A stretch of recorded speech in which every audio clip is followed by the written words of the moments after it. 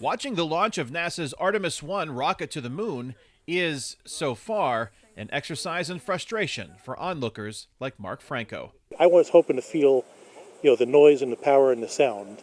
It would have been pretty interesting to see, I think. But Franco and his friends plan to watch the launch behind a restaurant near Cape Canaveral, but fuel leaks and other issues have postponed, twice, the most powerful rocket system ever created from taking off. I think that they should bring it back to the building and really check it out completely and then go again, because I feel like it was too soon to go off after the first problem. And I think that they were, maybe, whether it was PR or whatever, they're trying to kind of hopefully push the envelope, but at the same time, they can't. I don't think you can be too cautious. It's the first time we've flown this rocket and this capsule, so there are many, many, many things that can go wrong. This is a test flight. Don't get your expectations too high. But with throngs of tourists gathering in Florida for each launch attempt, plus reporters from around the world, Love knows those expectations are high, due in part to the program's large price tag. The cost of the rocket and boosters that will propel the Orion capsule into space has grown from $10 billion to $20 billion. Each launch will cost about $4.1 billion. NASA's Inspector General expects the Artemis program's price tag to reach $93 billion by the time the first astronauts return to the surface of the moon, targeted for 2025.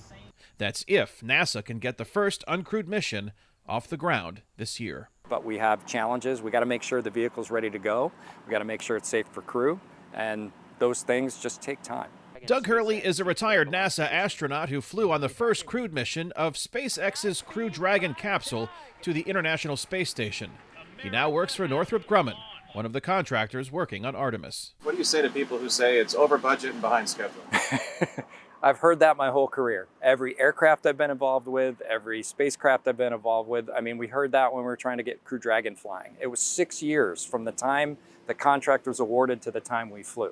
I mean, it takes time to build these complicated machines, but it's worth it. As NASA troubleshoots difficulties while carefully weighing the risks in launching Artemis, cost isn't the only factor. David Reynolds says the entire future of spaceflight depends on this first uncrewed attempt to return to the moon. As you tick off the different boxes, you buy down a certain amount of risk for the crewed flight.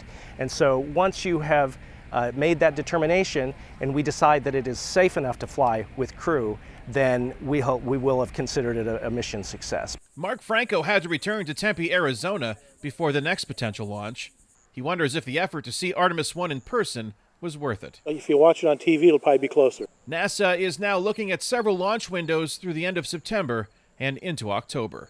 Kane, Farabaugh, VOA News, Kennedy Space Center, Florida.